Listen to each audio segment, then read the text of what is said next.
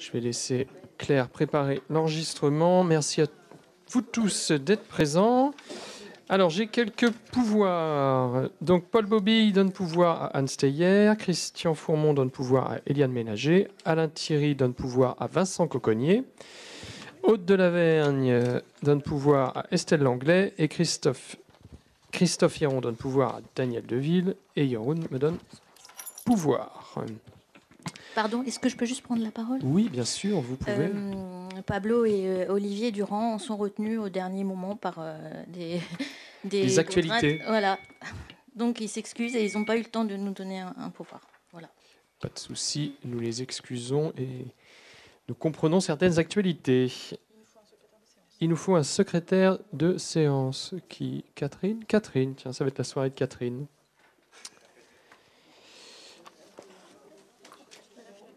Donc, je rappelle qu'il est strictement interdit de suivre les résultats du foot pendant le conseil municipal. Et nous allons commencer, avant de passer la parole à Laurent, par l'approbation du procès verbal de la séance du 18 avril. Est-ce qu'il y a des questions ? Est-ce qu'il y a des questions par rapport au procès verbal, des remarques ? Non, donc je mets au vote. Qui vote contre ? Qui s'abstient ? Le procès verbal est donc adopté à l'unanimité et je laisse Laurent nous présenter le rapport d'activité du CCAS. Merci. Merci Monsieur le maire et Monsieur le président du CCAS. Merci de nous laisser cette possibilité de venir vous présenter les différentes actions qui sont menées dans le cadre du CCAS et qui profitent, comme vous allez pouvoir vous en rendre compte, à une diversité d'usagers sur la commune. Tout d'abord, donc on va vous rappeler quelques petits propos introductifs qu'on va balayer assez rapidement pour s'intéresser plus précisément aux différentes actions qui se déclinent en obligations légales et facultatives. On va également se projeter sur cette année 2018 qui est déjà bien entamée et il y aura quelques petits éléments de conclusion pour laisser la place aussi aux échanges et aux questions que vous pourrez avoir après cette présentation. Rappelez brièvement que le CCAS aide et soutient les plus défavorisés. Donc concrètement dans les textes, c'est une définition assez générale où il anime une action générale de prévention et de développement social dans la commune en liaison avec les institutions publiques et privées. Et donc plus concrètement, ces activités se déclinent en activités, missions légales ou facultatives qui sont orientées vers une diversité de populations. Rappelez brièvement que le conseil d'administration de Châteaubourg est composé donc de 8 membres issus du conseil municipal et 8 membres qui sont nommés par le maire. Et de droit, c'est le maire qui est président du conseil d'administration. Ce qui permet d'avoir une vision assez collégiale, une diversité aussi d'associations représentées dans cette instance et l'occasion de débats très animés parfois et sur des sujets assez sérieux. Donc voilà, il y a vraiment une diversité d'échanges qui est agréable à suivre au quotidien. Il y a un conseil d'administration, mais il y a également des agents qui mettent en œuvre les différentes orientations qui sont proposées, présentées. Alors, c'est vrai qu'il n'y a pas de photo, mais donc Fabienne, qui est coordinatrice, qui s'occupe plus particulièrement de l'accueil des usagers. Marie-Madeleine, qui va avoir une partie davantage consacrée au logement social. Christelle et Laetitia, qui sont les agents en charge du portage de repas, et moi-même en tant que responsable de la structure. Donc nous sommes situés à la Maison pour tous, pour ceux qui ne le sauraient pas déjà. Élément de budget, puisque, donc, comme vous pouvez le voir, la grosse moitié bleu ciel, c'est la subvention municipale qui est versée au titre du CCS pour l'aider à fonctionner. Vous retrouvez en camembert un petit peu plus important également tout ce qui concerne la prestation de portage de repas, c'est le rouge, les 54 000 €. Ensuite, la particularité du CCS, c'est que dans quelques-uns de ces agents sont également mutualisés avec des services municipaux. Donc la commune reverse une quote-part de mise à disposition qui apparaît... alors, je n'ai pas le petit en vert, voilà, 37 211 €. Et en recettes, alors bien évidemment, on a vocation à aller chercher le maximum de subventions possibles, autres que celles de la commune, bien évidemment, qui apparaissent dans zéro pour l'exercice 2017, malheureusement. Mais voilà, c'est une démarche récurrente de pouvoir aller chercher les subventions. En particularité, le CCS accepte les dons. ce qui est souvent méconnu, mais c'est important de le souligner, qui font référence à des exonérations, bien évidemment. Et voilà, il y a cette possibilité. Et vous avez l'excédent de fonctionnement reporté qui apparaît également sur ce premier camembert. Si on s'intéresse davantage à la partie dépenses, là aussi, il y a une grosse partie du camembert donc, qui concerne les charges de personnel. C'est ce qui anime l'action du CCAS et voilà, il faut le souligner. Et la deuxième dépense la plus importante va concerner le portage de repas, puisque, on le détaillera peut-être un petit peu plus tard, mais on va le dire maintenant, on est en partenariat avec la maison de retraite Sainte-Marie, donc qui nous prépare les repas et donc que l'on rémunère pour son travail. Vous avez tout ce qui concerne les autres charges à caractère général, donc qui font tout ce qui est fluide et autres dépenses nécessaires au bon fonctionnement du service. La partie convivialité, lutte contre l'exclusion, donc là c'est principalement le repas des aînés qu'on va balayer tout à l'heure. Le CCAS a en charge également tout le vote de subventions vers les associations à vocation sociale. Donc c'est un budget de 9 500 €. Il est vrai et à souligner la partie aide financière, donc les aides qui sont allouées de façon numéraire aux usagers correspond à un budget de 2 700 € pour l'exercice 2017. Donc voilà pour ces éléments de budget très synthétiques, mais pour vous donner cette visibilité. Et on va s'intéresser plus particulièrement aux actions que l'on mène au quotidien, donc en rappelant les obligations, le caractère d'obligation légale, qui est une première porte d'entrée vers le CCAS, et toutes les actions facultatives que peut mener un CCAS comme celui de Châteaubourg. Donc dans les obligations légales, on va retrouver l'aide à la constitution de dossiers d'aide sociale légale. Donc là, on est une porte d'entrée pour un regard très administratif où on participe à l'élaboration de certains dossiers pour notamment tout ce qui concerne le reste à charge d'une maison de retraite. Lorsque vous avez une personne âgée qui est en maison de retraite et qui n'est pas en capacité de payer, l'État, par certaines dispositions, peut aider certaines familles. Et donc, il y a un dossier qu'il faut compléter avec des éléments à capitaliser. Et le CCAS aide à l'élaboration de ce dossier. Autre élément important, c'est tout ce qui va concerner l'ouverture de droits sociaux, tels que les prestations familiales ou autres. Une des conditions, c'est d'avoir une domiciliation, d'être domicilié sur la commune. On a quelques publics qui peuvent être sans domicile ou en habitat précaire ou en situation d'hébergement diverses et variées. La vocation du CCAS, c'est de proposer une adresse. Donc, voilà, c'est pareil, il y a certaines démarches à accomplir.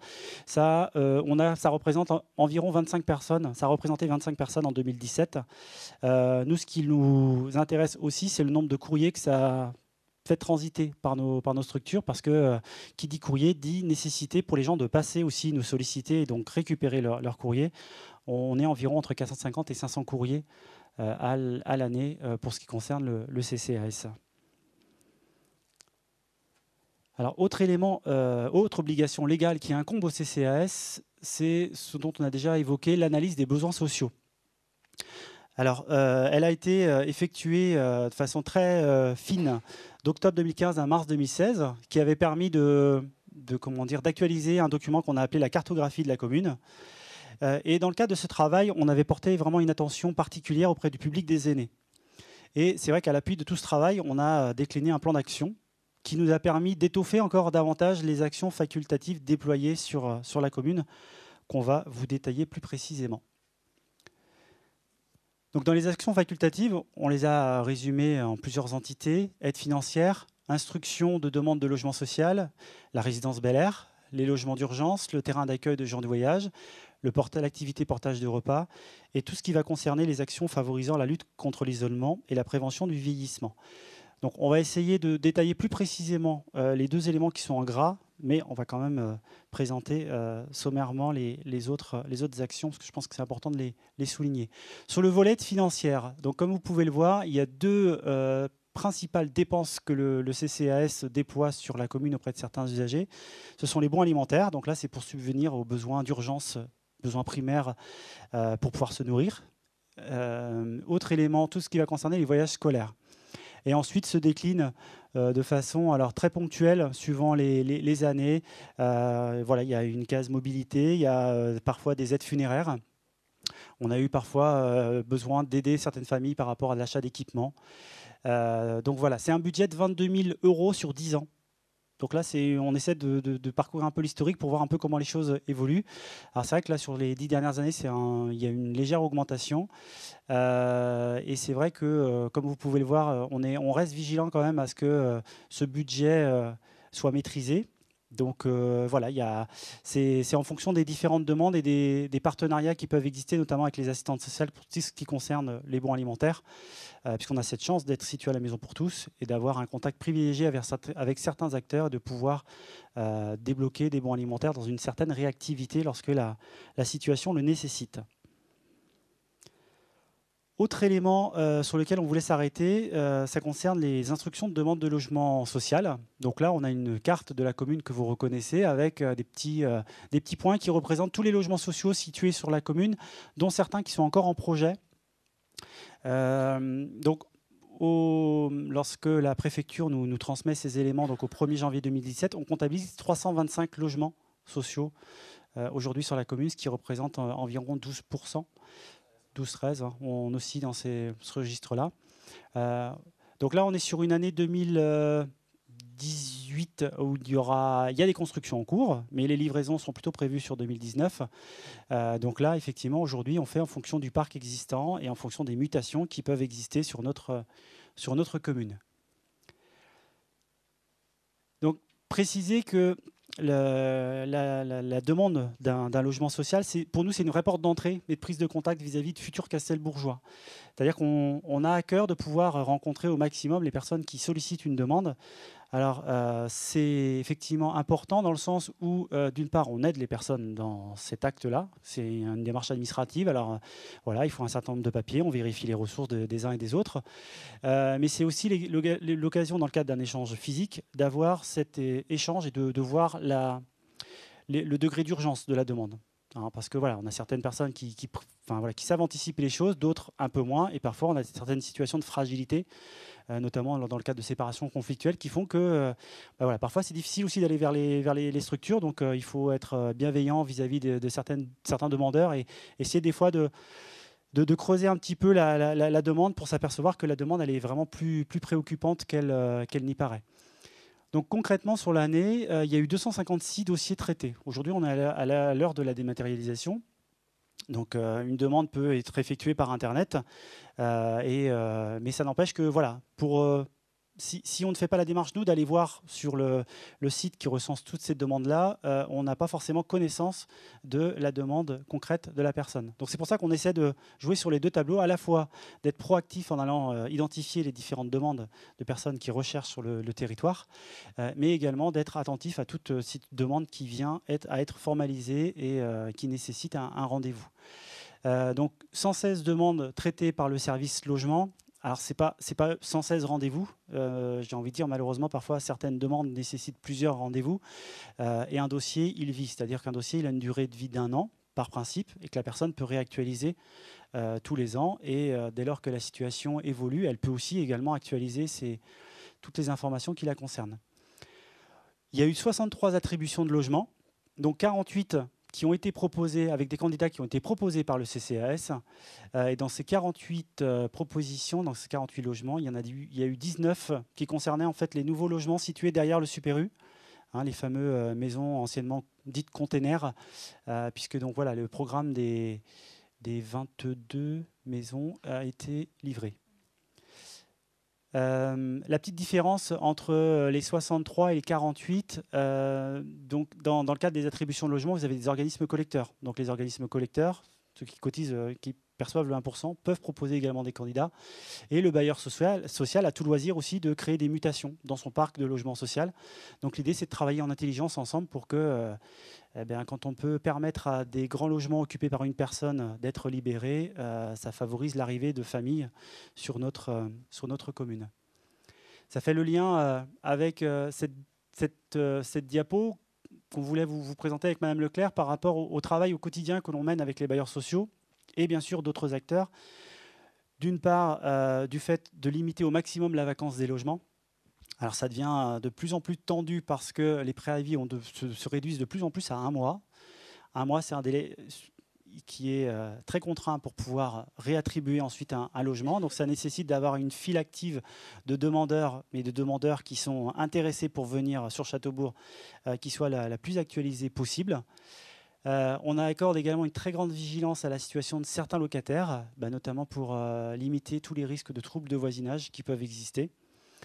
On veille à l'occupation sociale, donc c'est-à-dire veiller à ce que la composition familiale soit en cohérence avec la typologie du logement, que ce soit sur de la suroccupation, mais aussi sur de la sous-occupation. Un autre élément, on est dans la période où voilà, les expulsions locatives ont repris, donc d'essayer de prévenir au maximum les expulsions locatives. Ça peut exister. Parfois, on arrive à anticiper des choses pour réussir à ce que ça n'arrive pas. Mais malheureusement, parfois, il faut en arriver là pour que la personne elle daigne enfin comprendre qu'elle se met en difficulté. Et autre élément sur lequel on voulait insister, c'est le parcours résidentiel de certaines personnes, et je pense notamment au public des aînés. Puisque donc on a essayé de flécher un certain nombre de logements adaptés sur notre commune, que ce soit chez les bailleurs sociaux, mais également via le CCS et la résidence Bel Air dont on va parler. Donc voilà, des fois d'encourager aussi certaines personnes âgées à libérer une maison qui n'est plus du tout adaptée et à ce qu'elles puissent intégrer un logement qui soit plus conforme pour lui permettre de vieillir sereinement. Ce qui permet de faire le lien avec la résidence Bel Air. Donc, rappelez que c'est un budget annexe du CCAS, mis en service en 1996, donc situé avec une situation qui est enviable, puisqu'elle est en centre-ville, elle est à proximité d'un parc. 25 logements adaptés, composés de 18 T1 et 7 T2. Donc, sans surprise, aujourd'hui, la demande est prioritairement vers les T2. Ce qui fait que les logements de T1 ont été, sur l'année 2017, assez disponibles, donc nous permettant d'entreprendre les travaux qui ont commencé à être engagés. Donc vous avez un exemple sur la photo en bas à gauche, un exemple de logements rafraîchis qui sont un peu plus dans l'air du temps et avec une qualité de vie qui est quand même présente dans ce lieu. Rappelez également que l'année 2017 a été marquée par la fin des travaux de tout ce qui est hall d'accueil et d'entrée, donc avec l'installation de portes automatiques et de l'embellissement du hall, pour lequel on a bénéficié de 15 000 € de subvention, donc partagé entre la CARSAT pour 10 000 € et la Fondation Bruno 5 000 €, donc ce qui n'est pas négligeable sur un budget d'environ 27 000 €.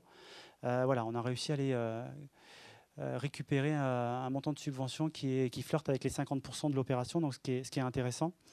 2018 va être marqué par la continuité des travaux extérieurs, que vous avez peut-être remarqué. Donc là, ça a repris depuis 15 jours maintenant, où on veut finir donc, les travaux de façade. Et également, il y aura un travail d'effectuer sur les murets pour que la résidence soit aussi un peu plus rafraîchie, plus propre. Donc, autre élément sur lequel le conseil d'administration souhaite apporter vraiment un gros focus, c'est la rénovation des appartements. On voit bien que dès lors qu'on arrive dès lors qu'un appartement se libère et qu'on arrive à faire des travaux, lorsqu'on refait des visites de ces logements, on arrive d'autant plus à permettre à ceux-ci d'être occupés assez rapidement. Alors normalement, sauf mauvaise surprise, au 1er juin, on devrait avoir une résidence au complet. C'est-à-dire que les 25 logements seront occupés, ce qui n'est pas arrivé depuis quelques mois quand même. Donc voilà, je tenais à le souligner. Autre élément sur lequel on va effectivement porter notre attention, c'est l'électrification des volets roulants. Ça devient de plus en plus nécessaire pour nos personnes qui arrivent de plus en plus tard dans cette résidence. Le système qui avait été envisagé à l'époque commence à être assez désuet. Je vous vois... c'est un système de ficelle en fait, qu'il faut relâcher pour laisser le volet tomber. Mais bon, voilà, c'est plus du tout ergonomique. Donc c'est l'autre sujet sur lequel on va être attentif, c'est l'ergonomie des logements. Et également, le conseil d'administration va continuer cette réflexion par rapport à l'extension de ce site. Puisque, comme je vous l'indiquais aujourd'hui, du fait qu'il y a une primauté de type 1, je crois que il faut, si on veut voir la résidence évoluer, il faudra peut-être envisager plutôt prioritairement construire des logements de T2 sur la commune. Autre action facultative, les logements d'urgence qui existent depuis maintenant l'année 2006, qui sont régulièrement utilisés pour faire face à différentes situations, et notamment prioritairement des situations de rupture conjugale ou familiale. Donc là, concrètement, on travaille en lien étroit avec les assistantes sociales du territoire.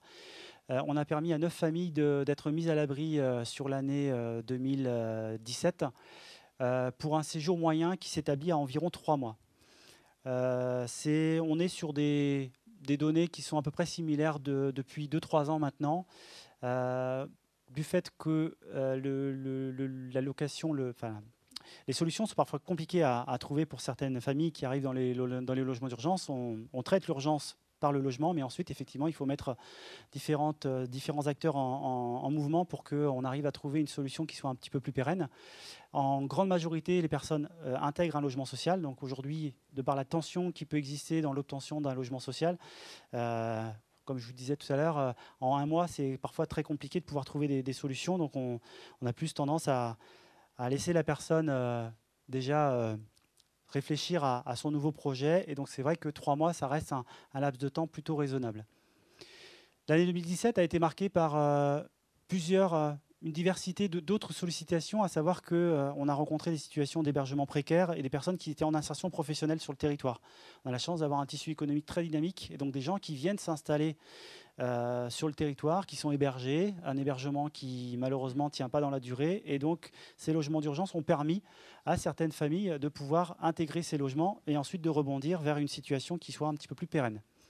Donc une réelle utilité, je tiens à le souligner, d'autant plus que sur notre territoire, des logements qui accueillent des familles, ça manque, malheureusement. Donc voilà, si vous avez la possibilité d'interpeller vos autres collègues élus du territoire, n'hésitez pas à leur souligner ce besoin sur notre bassin de vie et plus largement à l'échelle du territoire vitréen, puisque dès lors qu'on est confronté à une situation de rupture conjugale, parfois c'est important aussi de favoriser l'éloignement de la personne victime. Et donc ces logements ont cette capacité, et voilà, c'est un service qui est très utile pour ces familles. Je vous en prie. De logements de ce type-là, officiellement, je vais vous dire deux à Châteaubourg. Oui. Alors, après, il y a des solutions qui existent localement, mais qui ne sont pas identifiées. Ouais. Après, vous avez un exemple qui est à Vitré. La solution qui existe, c'est le centre d'hébergement et de réinsertion sociale. Sauf que concrètement, des familles arrivent dans ce lieu en promiscuité avec des hommes victimes de violences, avec des hommes qui ont des addictions. Donc pour se reconstruire, ce n'est pas forcément le lieu idéal. Et donc c'est vrai que c'est la solution qui est envisagée le plus souvent en dernier. Donc c'est vrai que voilà, cette année, on a dû refuser peut-être à une dizaine de familles parce que les logements étaient pris et non disponibles pour ces familles-là. Non, c'est pas beaucoup. Non, il y avait un projet de réaliser une cartographie, mais qui malheureusement s'est heurté à la réticence de certains élus de ne pas rendre public ces logements. Il y a des solutions quand même qui existent, il ne faut pas le cacher. Oui, tout à fait. Ouais. C'est vrai que même sur Châteaubourg, on reste attentif à ce que les familles restent mobiles. On a une famille là, qui a été présente une grande partie de l'été, mais qui a été là entre septembre et octobre. Et il y a un papa qui faisait l'aller-retour en train pour aller emmener ses enfants à l'école de Vitré, parce qu'ils n'ont pas voulu lâcher l'école de Vitré. Et puis le projet pour eux, c'était de rester sur Vitré. Et donc voilà, c'est une famille qui à la base était mobile, mais voilà, la voiture malheureusement tombe en panne, et donc on n'a plus d'autre solution. Donc le train a été utilisé pour faire les allers-retours. Mais effectivement, voilà, on manque de logements de ce type sur notre territoire.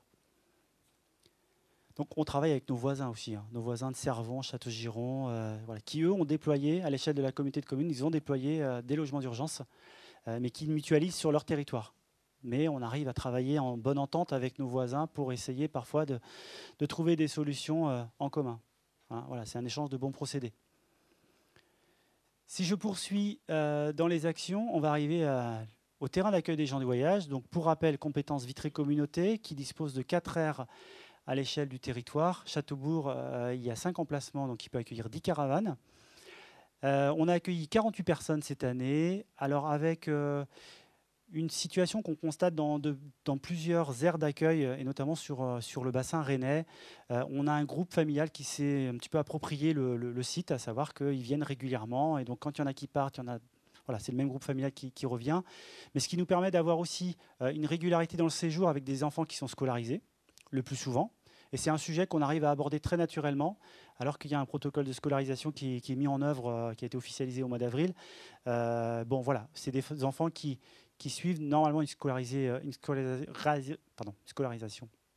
la plus normale possible. On a un point de vigilance, c'est le risque d'une installation d'une famille.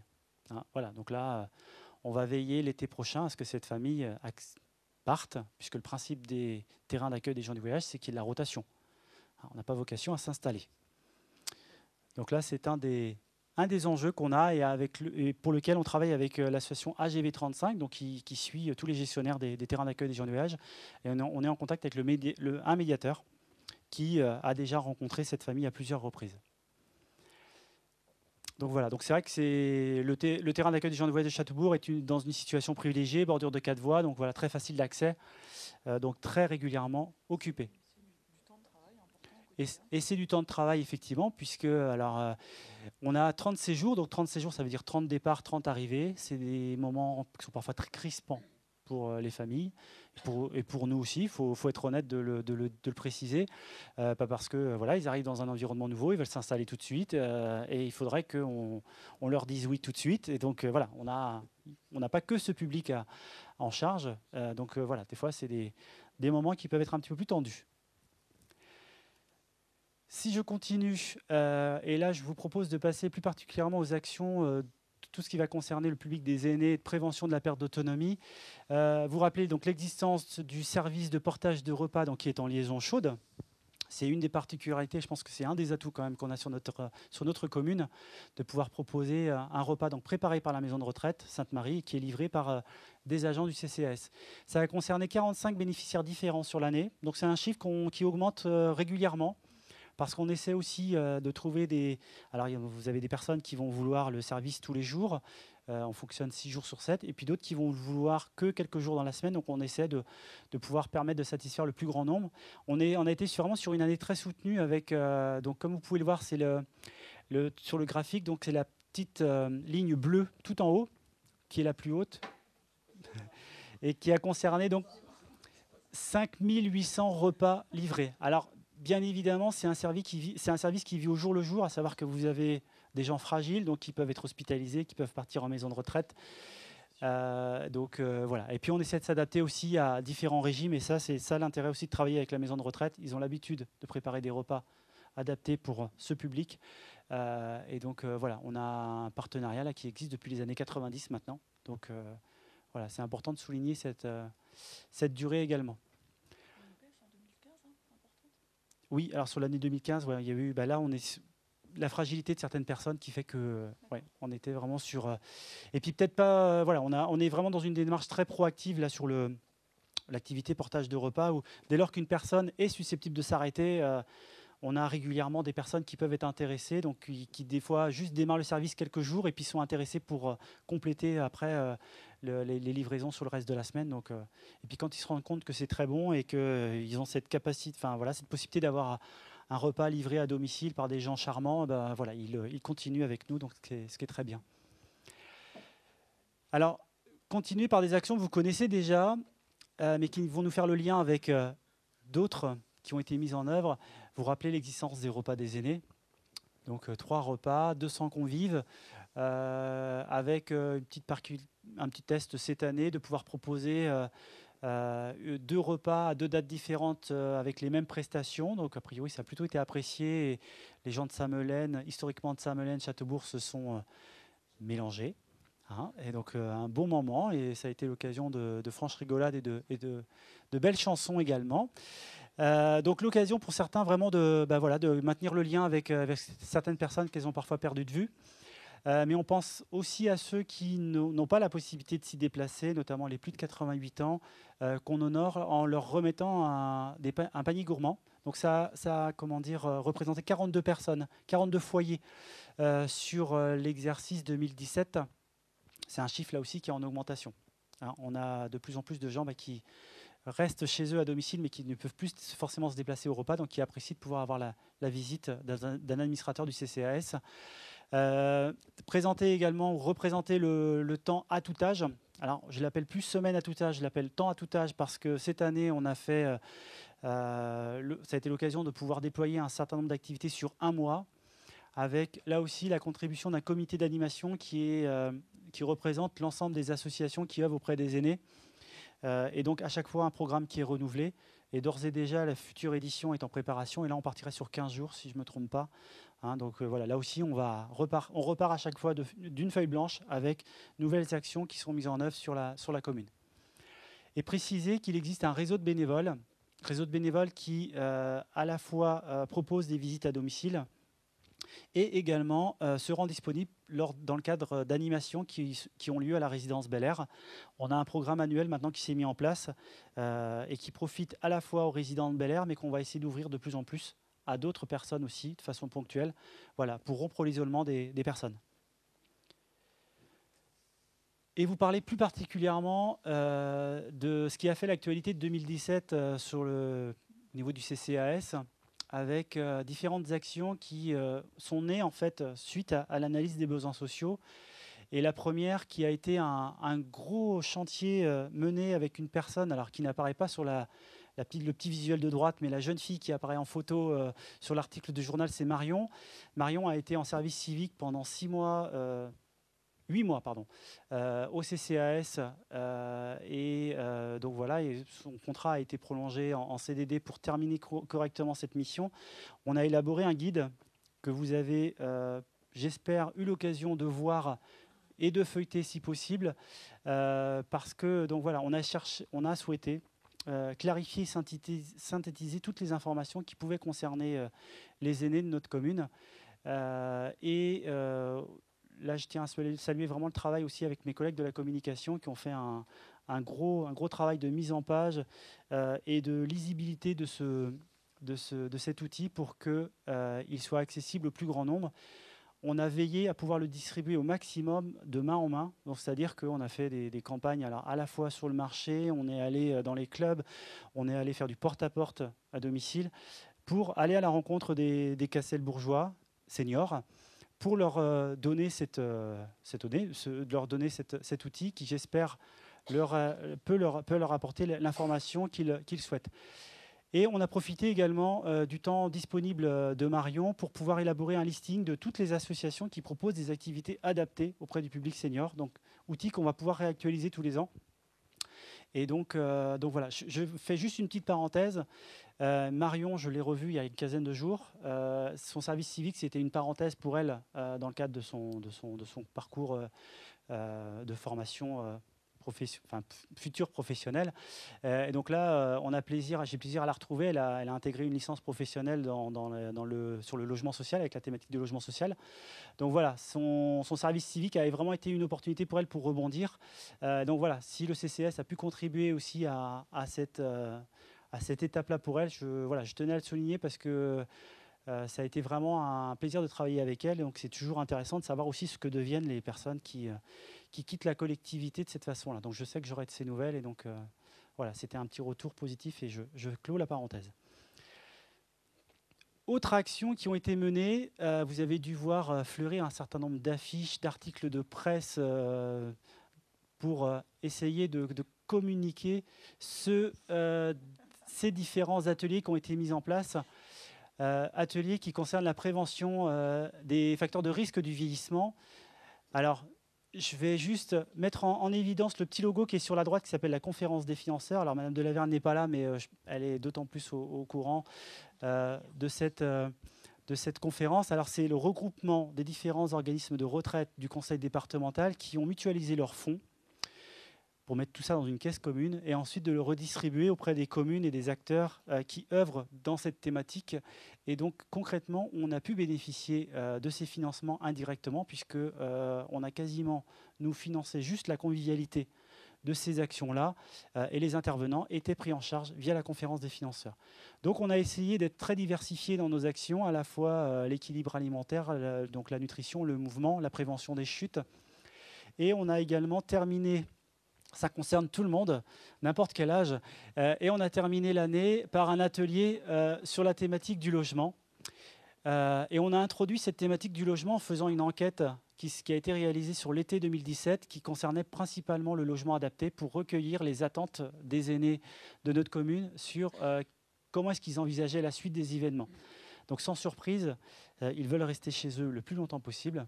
Et donc vous avez un organisme Solia, j'en profite pour vous le dire, parce que c'est l'organisme qui est référent sur notre territoire, qui est là pour accompagner les personnes dans l'accompagnement de leur logement, qui est là pour les aider à constituer les dossiers de financement, à les aider aussi à se projeter dans les solutions qui peuvent exister. Donc voilà, il y a vraiment eu un gros volet mené sur la prévention, alors qui a été salué vraisemblablement. Et tout ça, c'est aussi, et je veux le citer, c'est réalisé en lien avec le CLIC, le comité local d'information et de coordination. C'est un organisme qui œuvre sur le territoire de Vitré et qui a des permanences ici à la Maison pour tous et qui centralise toutes les volontés des différentes communes. Et bon, voilà, Châteaubourg a été plutôt partie prenante et moteur, donc, ce qui nous a permis de pouvoir bénéficier de ces différents ateliers. Concrètement, à chaque fois, on avait des groupes d'une, on va dire, 12-15 personnes, ce qui était largement suffisant pour créer les échanges et que les personnes puissent passer un bon moment. L'atelier prévention des chutes, on nous en redemande forcément, parce que voilà, il y a vraiment eu ça a été des belles rencontres. Et puis voilà, c'est aussi ça, ces ateliers, c'est du lien qui s'installe entre les personnes et qui permet de faire connaître. On se tourne sur 2018, où concrètement, on a démarré un travail avec nos CCAS voisins, donc nos homologues CCAS et autres associations qui œuvrent dans le secteur de l'action sociale, dans l'idée de pouvoir réfléchir ensemble aux problématiques qui existent sur notre territoire, pour les partager, mais aussi pour essayer d'y trouver des solutions.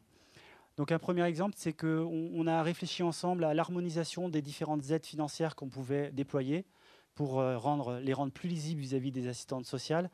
Et là, l'idée, c'est qu'on puisse aussi mutualiser nos énergies dans l'esprit de pouvoir trouver des solutions ensemble à tout ce qui peut, à toutes les difficultés que peuvent rencontrer les publics en difficulté et en précarité. Autre projet qui est un peu le fil conducteur de ce bâtiment, la Maison pour tous, et de notre action au quotidien, c'est la dynamique de partenariat vers les associations, les organismes référents pour continuer à construire des actions communes. L'action à tout âge qu'on a évoquée tout à l'heure, c'est né d'une démarche de partenariat avec les différents acteurs qui œuvrent auprès des aînés. Il y en a d'autres qui commencent à naître aussi, ou qui sont sous-jacentes. Là, on peut explorer différents domaines. On est vraiment sur un territoire d'expérimentation, donc on peut réfléchir à différents projets en commun. Et enfin, un dernier sujet sur lequel on voulait porter une attention, c'est vers les publics qui rencontrent des difficultés d'accès à la santé. C'est un sujet qui va faire l'actualité du mois de juin-juillet, puisque là, on va vraiment lancer une petite consultation et essayer de valoriser au maximum les dispositifs légaux qui existent et qui permettent aux personnes de pouvoir avoir accès à une mutuelle, mais également financer différents frais de santé, ce qui est malheureusement pas forcément toujours bien connu. Et on passe à quelques éléments de conclusion. Rappeler au quotidien, ce qui anime notre action, c'est cette proximité avec les usagers. D'être présent à la Maison pour tous, c'est un véritable atout pour nous pour pouvoir rencontrer les différentes personnes et d'être en lien avec les différents partenaires. Donc le terme de partenariat est extrêmement important dans nos actions au quotidien. On a cette chance sur Châteaubourg, mais aussi au-delà, d'avoir une diversité d'acteurs et qui œuvrent dans l'intérêt de ces usagers et qui proposent une complémentarité d'intervention. On arrive à travailler vraiment de concert ensemble et en intelligence, sans se marcher dessus, bien au contraire, où tout le monde a sa place. Et enfin, un élément que je n'avais pas forcément souligné l'année dernière, mais que je trouve important de rappeler cette fois-ci, c'est que le CCS est facilitateur à la fois pour les usagers et pour les partenaires. Il n'y a rien de plus compliqué pour un usager d'être face à un dossier, d'être face à son ordinateur, parce qu'on demande de plus en plus de démarches dématérialisées. On a un réel levier à apporter sur ce sujet-là. Mais également, on est facilitateur vis-à-vis des partenaires. Lorsque vous avez une assistante sociale qui s'interroge en me disant « ça fait plusieurs semaines que je n'ai pas vu telle personne, est-ce que tu as la possibilité de me dire qu'est-ce qu'elle devient ou pas ?» et qu'on peut avoir des propos un peu plus rassurants, ou voire même on partageait peut-être des propos un petit peu plus préoccupants et essayer de trouver des solutions ensemble. Voilà. On arrive à être des facilitateurs au quotidien pour ces différents acteurs. Et ces notions, elles sont extrêmement importantes à l'heure actuelle puisque le conseil départemental a lancé une réelle action pour renforcer son action sociale territoriale. Et il est fort probable que les CCAS ont leur rôle à jouer. En tous les cas, c'est ce qu'on a rappelé aux représentants du CEDAS au mois de janvier dernier, pour que cette démarche-là, elle puisse se construire avec les CCAS qui ont cette possibilité, pour que voilà, chacun trouve sa place dans cet univers que j'ai essayé de vous faire un peu mieux comprendre ce soir. Voilà, on pourrait en dire davantage, mais mon temps est limité, je ne voudrais surtout pas le dépasser. Et quelques éléments de conclusion, et là je vais laisser Madame Leclerc terminer cet exposé. Voilà, par quelques remerciements. Oui, merci Laurent pour la présentation très très complète de ce qui a été réalisé en 2017. Et effectivement, toute cette action menée, là moi j'ai surtout des remerciements à faire auprès des membres du CCAS, tout particulièrement aux administrateurs élus et membres de la société civile, également les bénévoles, également tous nos partenaires, parce qu'on parle effectivement du lien fort de partage avec les partenaires sociaux, médico-sociaux et aussi les différents professionnels de santé qui nous accompagnent devant je dirais malheureusement des situations qui ne sont pas simples à régler. Donc tout ça, ça se fait pas tout seul. Effectivement, ça se fait dans un partage de dynamisme, en allant dans le même sens. Et le souhait que l'on a de travailler avec les autres CCAS et les élus des autres communes de notre territoire et avec le CEDAS, qui est très présent maintenant auprès de nous, on sent une volonté de vraiment travailler ensemble et d'essayer de faciliter ces accès, de plus avoir cette impression d'avoir affaire à des millefeuilles très très complexes sur tous ces droits que toute la population a et qui est très méconnu en fait. Donc on voudrait vraiment travailler tous ensemble dans ce sens-là. Voilà ce que je voulais vous dire ce soir. Je vous remercie. Et si vous avez des questions, n'hésitez pas. Oui. Oui, ça a été évoqué très rapidement juste à la fin. Moi, j'aimerais savoir un petit peu au niveau de la fracture numérique et justement de l'accessibilité au numérique de la part des usagers. Est-ce qu'ils trouvent des solutions de secours ou est-ce qu'on a un vrai degré d'urgence de les accompagner et trouver au niveau du CCAS des solutions rapides? Je me permets, j'ai juste un exemple. On est en pleine période de saisie des déclarations de ressources. Et on a regretté cette année que malheureusement les services des impôts ne puissent pas faire de permanence ici à Châteaubourg par rapport à des problèmes d'effectifs. On a proposé une solution, mais vraiment qui n'est pas... qui est du bricolage concrètement, où une personne qui voulait faire une déclaration dématérialisée pouvait utiliser un ordinateur ici au point accueil emploi, mais n'avait pas forcément une ressource pour l'accompagner dans ces différentes démarches. Donc il fallait qu'elle soit autonome. Donc pas plus tard qu'hier soir, j'ai eu une personne âgée que j'ai été contrainte d'inviter à aller voir les services fiscaux. Je ne pouvais pas, moi, prendre la place de leur service au risque de le mettre en difficulté derrière si la déclaration n'était pas faite en bonne et due forme. Donc je pense qu'en ce moment, au service des impôts, oui, il doit y avoir pas mal de... Ce qui serait bien, c'est qu'une partie, je parle pour le service des impôts, mais une partie des gains qui vont être faits par la dématérialisation soit réaffectée localement pour nous permettre d'accompagner, ce qui n'est pas le cas aujourd'hui. Ça a été la même chose sur les PAX ou les cartes d'identité où l'État transfère une charge mais ne transfère pas forcément les moyens qui vont avec. Donc les remontées sont faites au niveau des ministères en tout cas pour qu'en effet sur cette notion de dématérialisation on ait des moyens de pouvoir accompagner nous localement, ce qu'on est prêt à faire. Moi c'est vrai que si demain l'État me donne les moyens de le faire comme on l'a fait sur les passeports, les cartes d'identité, on le fera. Maintenant ce serait bien d'avoir aussi des moyens qui soient alloués. Oui. Et au niveau de la gestion courante de leurs affaires administratives, les usagers sont quand même en difficulté, certains Là encore, on essaie de trouver au maximum des solutions.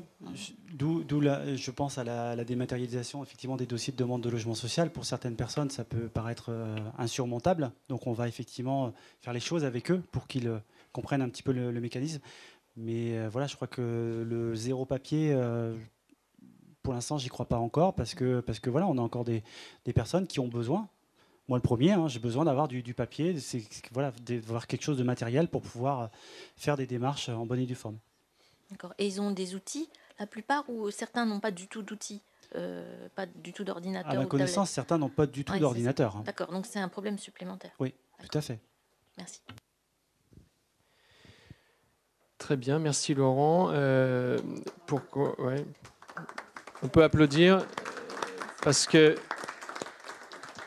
et depuis 4 ans, l'évolution, le nombre je vais appeler ça sujet difficile, dossier compliqué est en augmentation. Hein. La ville grossit forcément.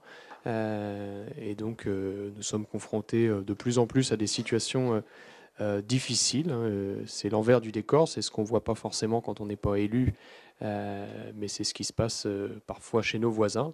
Et je peux vous dire qu'il y a des choses parfois dramatiques et très compliquées. Donc je voulais vraiment remercier Laurent, Catherine et puis toutes les équipes qui gèrent ça d'une main de maître, qui sont toujours calmes et patients face parfois à des situations compliquées. Moi, je vois peut-être pas tout, mais bon. En tout cas, moi, dans le suivi des dossiers, et c'est vrai que parfois on se retrouve confronté à la dure réalité de notre monde. Il faut dans l'urgence trouver des solutions, être capable de mobiliser les bons acteurs le plus rapidement possible, et ça, c'est pas donné à tout le monde. Donc merci en tout cas aux différentes équipes. Laurent l'a dit un petit peu, c'est vrai qu'un des axes qui va arriver et qui va être important dans les prochaines années, c'est les logements adaptés pour des personnes âgées. On sait qu'il n'y aura pas plus de place en EHPAD, hein, faut pas se leurrer, hein, les moyens sont ce qu'ils sont, et pour l'instant ça n'a pas l'air d'aller dans ce sens-là. Donc nous, on a un rôle à jouer d'être en mesure de proposer des logements adaptés, bien situés, bien placés aux personnes âgées. Donc la réflexion sur l'extension de la résidence Bel Air, voilà, elle est lancée, elle avance. Et on réfléchit à d'autres solutions, à d'autres îlots. L'idée étant d'arriver, j'espère, à terme à une vingtaine de logements pour des personnes...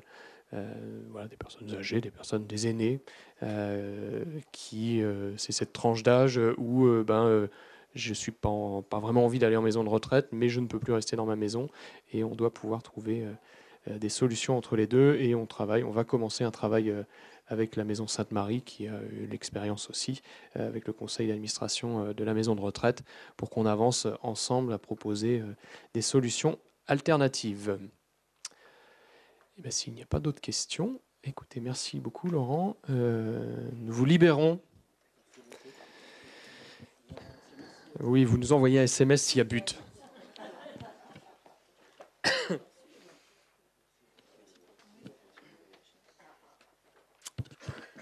Alors, je vous propose de passer à la délibération suivante, qui est le projet d'une maison de l'enfance. Je vais lire en entier la délibération avant que nous puissions débattre ou échanger si vous le souhaitez. Mais bon, nous avons déjà eu un petit moment avant pour vous présenter un peu tout ça. Nous projetterons également quelques visuels. Donc, par délibération du 18 janvier 2017 et du 5 juillet 2017, le Conseil municipal a approuvé le choix du cabinet de conseil et d'études IDEA Concept pour mener à bien les missions d'assistance à maîtrise d'ouvrage, études de programmation et concours pour la réalisation d'une maison de l'enfance. Par délibération du 14 juin 2017, le Conseil municipal a approuvé le lancement du concours restreint de maîtrise d'œuvre en vue de la construction d'une maison de l'enfance et validé la composition de la CAO spécifique et du jury. Au terme de l'appel à la candidature, le représentant du pouvoir adjudicateur, après avis du jury réuni en séance le 19 septembre 2017, a arrêté la liste des 3 candidats admis à présenter une prestation. Ces candidats ont pour mandataire les cabinets Murrisserie, ABP Architecture, Topos Architecture. Après la remise des dossiers le 19 décembre 2017, le jury de concours spécifique, composé conformément à l'article 89-3 du décret numéro 2016-360 et conformément à la délibération du conseil municipal du 14 juin 2017, s'est réuni le 24 janvier 2017 et s'est prononcé sur la base des critères suivants. Critère numéro 1, valeur technique. Critère numéro 2, économie générale du projet. À l'issue du jury, en date du 24 janvier 2017, un classement des projets a été effectué par le jury. Projet 1, 1, ABP Architecture, projet 2, Mûrisserie, projet 3, Tropos Architecture. Afin de répondre aux interrogations du jury consignées dans le procès-verbal du 24 janvier 2018, une séance de dialogue entre le jury et les candidats classés 1 et 2 a été organisée le 14 février 2018, conformément aux dispositions de l'article 88 du décret. Par délibération en date du 14 mars 2018, le conseil municipal a approuvé le choix de 2 lauréats pour la construction de la maison de l'enfance, ABP Architecture et Mûrisserie. L'objectif étant de rentrer en procédure de négociation avec les différents lauréats. Suite aux négociations, il apparaît que le projet du cabinet Mûrisserie répond plus favorablement aux attentes de la maîtrise d'ouvrage. Le montant provisoire des honoraires est fixé à 240 000 € pour une enveloppe financière prévisionnelle affectée aux travaux de 2 millions d'euros hors taxes. Le montant de cette enveloppe sera précisé au stade de l'avant-projet définitif. Les missions complémentaires suivantes ont été proposées. Ordonnancement, pilotage, coordination à 18 000 €, système de sécurisation incendie à 2 000 €, synthèse à 12 000 €. En phase de négociation, une réduction des honoraires a été consentie par Mûrisserie à hauteur de 3 000 € hors taxe sur l'ensemble des missions. Vu les délibérations du 18 janvier 2017 et du 14 juin 2017, du 5 juillet 2017 et du 14 mars 2018, commence à faire, vu le Code général des collectivités territoriales, vu le décret numéro 2016-360 en vigueur à la date de lancement de la consultation de maîtrise d'œuvre, il est proposé au conseil municipal d'attribuer le marché de maîtrise d'œuvre en vue de la construction de la maison de l'enfance au groupement représenté par Mûrisserie pour un montant de 240 000 € hors taxe, montant des honoraires. De retenir l'ensemble des missions complémentaires au montant fixé par la présente délibération, de retenir la réduction des honoraires proposés par le mandataire, d'autoriser Monsieur le maire ou son représentant à signer le marché de maîtrise d'œuvre correspondant ainsi à tous les actes contractuels s'y référant dans le cadre des crédits budgétaires inscrits pour cette opération. Voilà, donc je lis bien toute la délibération pour qu'il n'y ait pas de discussion possible. Ensuite, pour vous présenter un petit peu le projet, je vais prendre Oui, je vais présenter le projet retenu.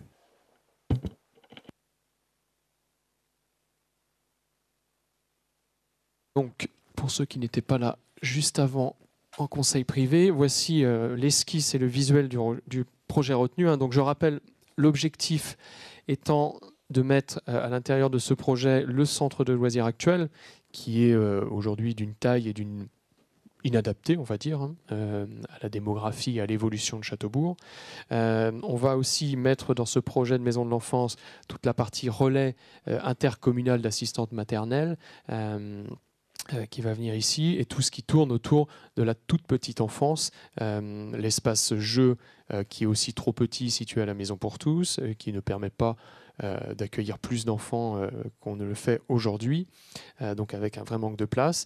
Et l'idée étant aussi de pouvoir accueillir toutes les animations qui tournent autour de la parentalité, de la petite enfance, avec également une salle polyvalente supplémentaire et une cuisine pédagogique qui devait être au cœur du projet.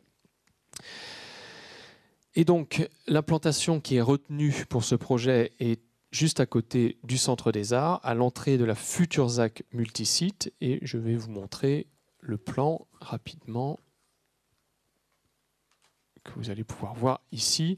Donc, vous avez le Centre des Arts qui est donc situé juste au-dessus ici, avec son parking actuel. Demain, ce sera la future route d'entrée pour aller vers la ZAC multisite. Ici, on a un espace vert qui deviendra un parking à terme. Et donc, on a une orientation nouvelle du projet de Mûrisserie qui a complètement répondu pendant la phase de négociation à l'ensemble des questions que l'on se posait. Le projet s'oriente avec toute la partie espace de loisirs qui donne sur la grande cour ici. Nous avons une rue centrale au milieu qui permet de desservir l'ensemble des salles du centre de loisirs, mais également la salle polyvalente et la cuisine pédagogique. Salle polyvalente et cuisine pédagogique qui peuvent fonctionner de manière indépendante, c'est-à-dire que quand la maison de l'enfance est fermée, on pourra utiliser, louer pour des animations, des conférences, des activités, cette salle et cette cuisine pédagogique. Nous avons un hall d'accueil avec les bureaux de direction et de coordination qui sont juste à l'entrée. Et nous avons ici, au fond, toute la partie relais assistante maternelle, petite enfance, salle d'éveil, de motricité, qui vont se PMI. Voilà, tout ce qui touche à la petite enfance va venir ici, avec ici une place et une partie piétonne qui permettra de rejoindre la route, ce qui permettra, quand on sort de cette maison de l'enfance, d'avoir un espace tampon entre la sortie et la route où il y a les véhicules. On aura vraisemblablement un potager ici en lien avec la cuisine pédagogique qui va vraiment être au cœur du projet. Ça fait partie des axes que l'on souhaite développer autour de cette cuisine pédagogique, de ce potager, de vraiment comprendre ce qu'on mange, d'où ça vient et comment on doit le cuisiner. Et ça nous laisse au-dessus une réserve foncière pour demain, un futur équipement public qui pourra venir s'implanter juste au-dessus et créer ainsi un ensemble assez intéressant. Voilà un petit peu un préau sous forme de casquette ici qu'on peut voir, qu'on peut remettre sur la vue précédente. Non, la vue précédente, voilà le préau ici en forme de casquette. Tout ça, ça reste à affiner, à retravailler. On est sur les premières esquisses. Les couleurs ne sont pas définitives non plus. C'était une aussi des négociations sur l'habillage extérieur. Donc, ils ont répondu entièrement. Mais les couleurs restent en débat. Voilà. Bertrand, tu vas rajouter un petit mot ? Je dirais que ce projet correspond pleinement, en fait, au niveau du fonctionnement, à notre projet qu'on avait aussi donné.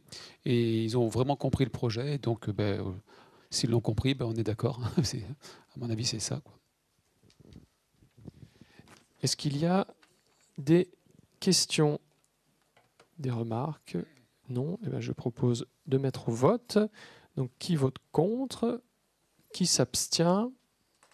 Donc 3 plus les 5 abstentions. Et donc j'en déduis que les élus de la majorité sont pour. Je vous remercie et je passe la parole à Hubert Desblés. Voilà, concernant donc une délibération qui fait référence à la ZAC des Jardins de la Bretonnière et à la modification de marché de travaux au lot numéro 1. Donc, par délibération du 2 mars 2016, le conseil municipal a choisi de modifier l'îlot HI6B0 en le transformant d'opérations groupées en 12 lots libres de constructeurs sur la ZAC des Jardins de la Bretonnière. Lors du démarrage de travaux, il a été constaté une erreur sur les volumes de terrassement concernant les allées piétonnes, nécessitant une modification de marché sur le lot numéro 1, donc qui concernait le terrassement et la voirie. Le montant des prestations supplémentaires s'élève à 28 613,30 € hors taxe. Le nouveau montant du marché est donc fixé à 884 826,45 € hors taxe. La modification de marché suivante donc, est nécessaire pour le lot numéro 1, terrassement voirie, avec une plus-value de 28 613,30 € hors taxe, pour la réalisation des allées piétonnes en tranche 3 de la ZAC, faisant donc passer le marché de 856 213,15 € hors taxe à 884 826,45 € hors taxe. Il est donc proposé au conseil municipal, après avis favorable de la commission MAPA et de la commission Travaux Urbanisme du 24 avril 2018, de valider la modification de marché pour le lot numéro 1, lié au marché de viabilisation de la ZAC des Jardins de la Bretonnière, fixant le nouveau montant de marché à 884 826,45 € hors taxe, et d'autoriser Monsieur le maire ou son représentant à signer toutes les pièces relatives à cette modification de marché de travaux. Est-ce qu'il y a des questions ? Non, je mets au vote. Qui vote contre ? Qui s'abstient ? C'est donc adopté à l'unanimité. Merci. Toujours Hubert. Voilà, on va sur du côté du boulevard de la Liberté, et notamment pour le projet d'effacement de réseau, la tranche 1. Alors, par délibération du 4 mars 2015, le conseil municipal a proposé de soumettre au SDE, syndicat départemental d'énergie d'Ille-et-Vilaine, une nouvelle opération d'effacement de réseau sur le secteur du boulevard de la Liberté. Voilà, on retrouve la projection sur l'écran pour ceux qui souhaitent suivre. Donc, une première tranche entre les carrefours Voilà, qu'on retrouve en tranche 2 avec la RD 857 et le chemin de la Brunelière, donc la tranche 1 là qu'on retrouve, voilà. Et une deuxième tranche entre ce chemin et la rue de la Croix-Guillemets, donc dans le virage.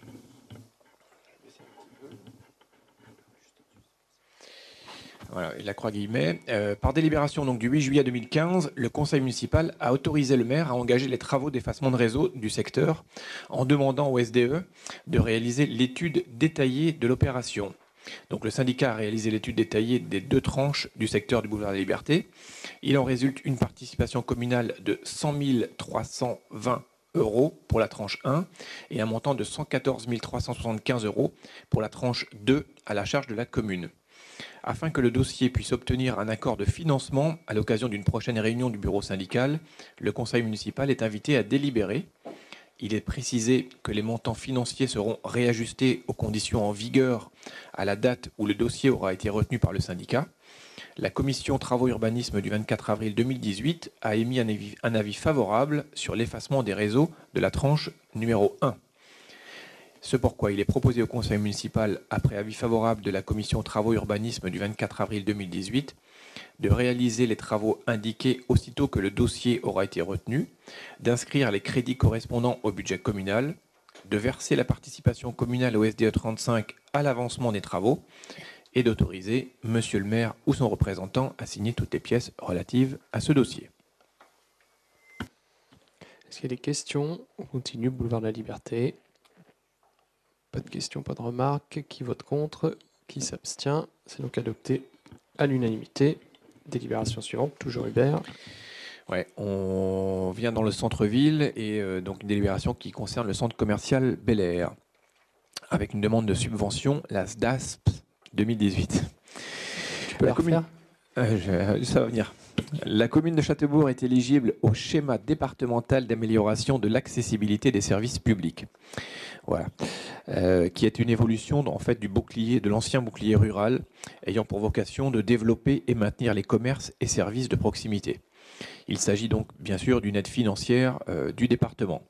Il est envisagé de réaliser les travaux de réaménagement du centre commercial Bel Air pour améliorer l'attractivité des commerces et de son centre pour un montant de 1 012 078 € hors taxes. Répartis donc avec 68 580 € hors taxes pour les études, 575 498 € hors taxes pour les espaces publics uniquement, 135 000 € hors taxes pour la création de nouvelles cellules commerciales et 233 000 € hors taxes pour la réhabilitation des façades du centre commercial. Le financement prévisionnel de la dépense hors taxes pourrait s'établir comme suit. Les fonds de concours de Vitré Communauté 145 000 €, la SDAS 100 000 € et les fonds propres 767 078 €. Il est proposé au conseil municipal, après avis favorable de la commission travaux urbanisme, alors une petite modification, non pas du 19 décembre 2017, mais du 24 avril 2018, d'approuver le plan de financement tel que présenté ci-dessus, de solliciter du département une aide de 100 000 € donc au titre du SDASP, et d'autoriser monsieur le maire ou son représentant à signer toutes les pièces relatives à cette affaire. Est-ce qu'il y a des questions? Oui, Anne Steyer. Question annexe, est-ce qu'on a des nouvelles dates concernant la fin des travaux? Le début. La fin. Alors, le début sera après la braderie, Voilà. si c'était la question. Ah d'accord. Voilà. Le début sera après On la démarrera peut-être la cuve un peu, mais ouais, avant. Mais on va enchaîner vraiment après. Le gros des travaux va démarrer après la braderie. Donc on pourra Donc on utiliser... sera entre deux braderies, On j'espère. pourra utiliser le devant. Ouais. D'accord, très bien. Je Merci. pense, en partie. On n'est pas encore... Voilà, on vient de déposer Ouais. le permis d'aménager. Le permis d'aménager vient d'être déposé, donc il y a le délai d'instruction. Le délai est rallongé d'1 mois, puisqu'il y a la BF maintenant. Donc voilà, tout va dépendre aussi du délai. Donc je pense que pour la braderie, on aura peut-être commencé un peu, mais dans le fond, donc il restera peut-être devant. Voilà, et on sera sans doute sur des travaux entre deux braderies. Ce qui ne perturbera pas. Est-ce qu'il y a d'autres questions, d'autres remarques? Non. Je mets au vote. Qui vote contre? Qui s'abstient? C'est donc adopté à l'unanimité. Je passe la parole à Daniel. Tu nous l'as fait synthétique? Ouais. Hein? Pas la Arnaud Dupuis, quoi. J'étais obligé de la mettre. Tu es obligé de la faire. Oui, c'est ça. Alors, l'association celtique CP Paul Racine, CP Paul Bert, non. Du coup, tu me perturbes. Les bénévoles de l'association du Celtic CPB Racine s'investissent pleinement sur l'espace mis à disposition de la ville de Châteaubourg. Ils ont procédé à tous les aménagements réalisés sur ce lieu. Ils travaillent vraiment d'arrache-pied. Le besoin aujourd'hui est de finaliser le projet avec la construction d'une piste bitume pour un total de 50 000 €. L'objectif donc était de... Alors, je ne sais pas synthétiser comme ça. Voilà, d'accord. Pour le financement, le Celtic a fait une demande d'aide de 20 000 € auprès de l'Europe via le fonds Leader. Cette demande ne peut aboutir que si la commune participe financièrement à hauteur de 20% du montant total des aides publiques, soit 5 000 €. Dans le cas d'une non-obtention du fonds Leader, le cercle Paul Bert financera lui-même la somme de 20 000 €. Alors, le financement total est ainsi réparti. Un investisseur privé à hauteur de 15 000 €, une demande d'aide fonds Leader de 20 000 € ou financement Cercle Paul Bert, la ville de Châteaubourg 5 000 €, le Cercle Paul Bert 10 000 € plus travaux d'aménagement autour de la piste estimés à 5 000 €. Sur proposition de la commission Vie associative et citoyenneté réunie le 10 avril 2018, il est proposé au conseil municipal d'abord d'annuler la délibération de 2017, 18 janvier, de voter une subvention d'investissement de 5 000 € au bénéfice de l'association du Celtic Racine CP. Je vais y arriver. Et d'autoriser, monsieur le maire, monsieur le représentant. J'ai du mal à parler en plus. Désolé. Je prends le relais, ne t'inquiète pas. Désolé. Donc, un investissement assez conséquent pour la piste de voitures télécommandées, puisque 50 000 €. Ils ont une capacité assez extraordinaire à trouver de l'argent, voilà, puisque vous voyez que sur un équipement qui va permettre d'accueillir des championnats de France, voire des championnats d'Europe sur cette piste bitume. La participation de la commune n'est que finalement de 5 000 € sur les 50 000 €. Donc on voit leur capacité à aller recueillir des fonds. Donc c'est possible aussi, c'est une belle leçon aussi pour d'autres associations qu'on peut trouver des fonds à droite à gauche. Quand on voit tout ce qu'ils font, et ils en font beaucoup par eux-mêmes. Par eux-mêmes. Tout à fait. Est-ce qu'il y a des questions, des remarques? Oui, je passe la parole à Anne Steyer. Question annexe. Indépendamment de la question financière, j'avais déjà posé une question à laquelle je n'avais pas eu de réponse en ressources humaines concernant le bail. En fait, quel est le bail que la commune a actuellement avec cette association? Est-ce que ça leur permet d'utiliser le terrain et d'y faire des constructions? Non, le terrain est inconstructible. Non, du coup, ils peuvent mettre du bitume. Ils peuvent faire du bitume, voilà. Et par contre, ça reste. Si un jour ils s'en vont, ce qui est fait est fait. Ce qui n'est pas démontable reste. D'accord. Donc on leur demande pas, au cas où ils partiraient, de remettre le terrain en état. Ah non. Puis je garde le bitume, ça m'arrange. D'accord. Si et ce bitume-là, en fait, quelle superficie ça va faire?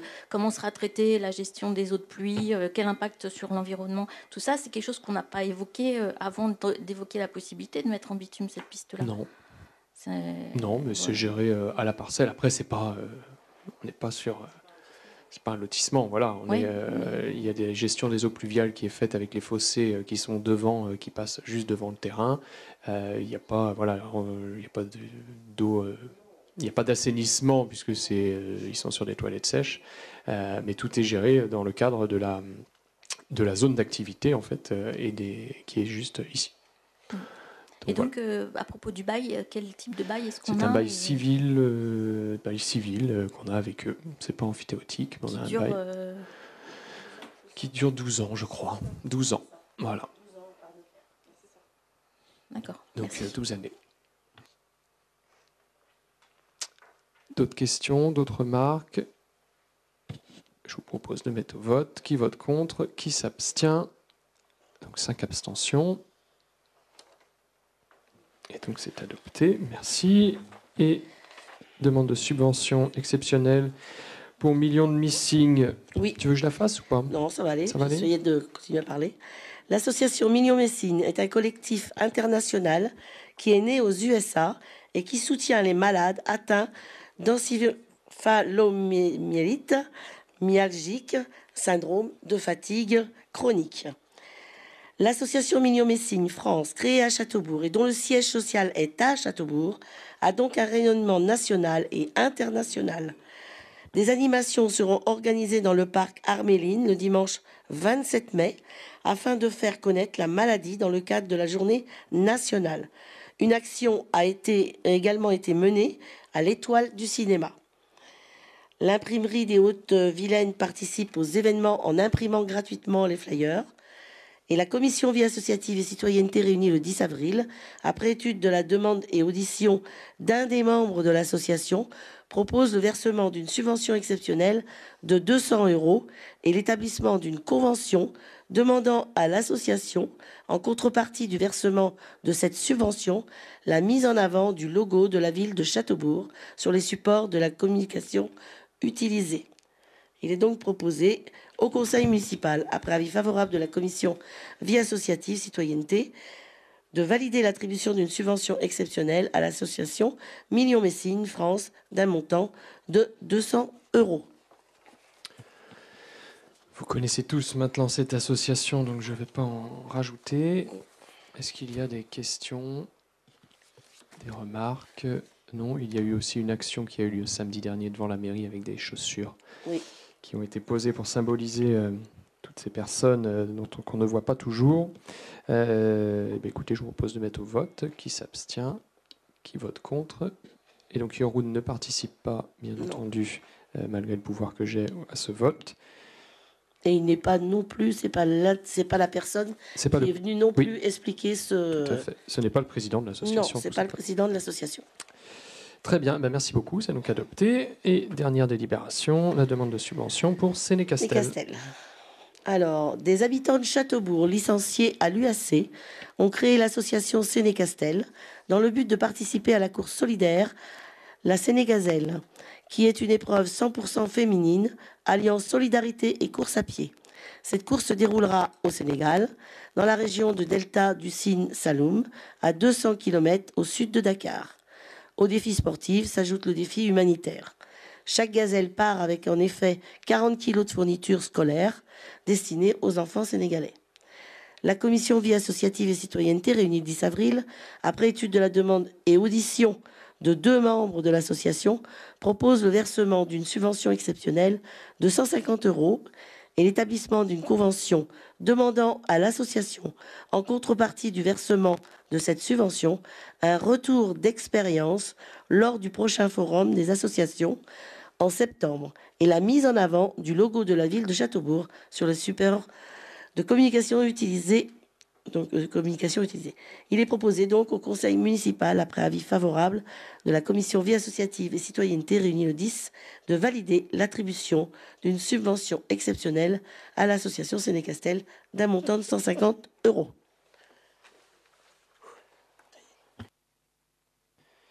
Merci. Est-ce qu'il y a des questions, des remarques? Oui, une remarque. Oui, nous allons voter pour, mais nous espérons avoir été constructifs lors de l'examen de ces dossiers et nous le resterons pour que ce ne soit pas une jurisprudence et que la commission garde sa liberté par la suite pour ne pas être liée à d'éventuelles obligations futures. Voilà. Et comme tu le sais, on a fait aussi des critères là-dessus, bien établis. Donc justement, nous étions plusieurs à bien faire attention si c'était d'intérêt général. C'est pour ça que d'ailleurs qu'ils n'ont que 150. Très bien. Donc qui vote contre? Qui s'abstient? C'est donc adopté à l'unanimité. Merci beaucoup. C'est la fin de l'ordre du jour de ce conseil municipal. Je tenais à annoncer, alors il y a un certain nombre d'événements, je vais essayer de ne pas en oublier. Donc il y a Jardin des Arts, le vernissage public demain soir à partir de 18h30. J'ai en tête les 25 ans aussi du CSMFA, le club de foot, qui ont lieu le samedi 26 mai, on a parlé de millions de missing tout à l'heure, donc ça c'est fait. La journée citoyenne le 26 mai également, le matin, donc venez nombreux. Tout à fait. Le rendez-vous sera où, Daniel? Au kiosque, en face de la mairie, devant l'ancien presbytère. Et je crois que j'ai pensé à tous les événements auxquels je devais penser. Porte ouverte d'Arc-en-Ciel, 26 mai également. Merci Amandine de me le rappeler.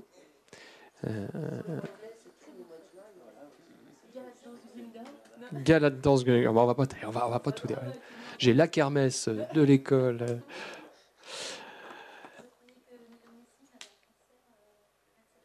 Oui.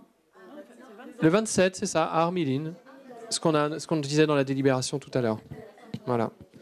Donc en effet, il y aura un concert de musique, conférence, réunion d'échange sur la maladie, etc., etc. Des médecins qui seront là. Voilà.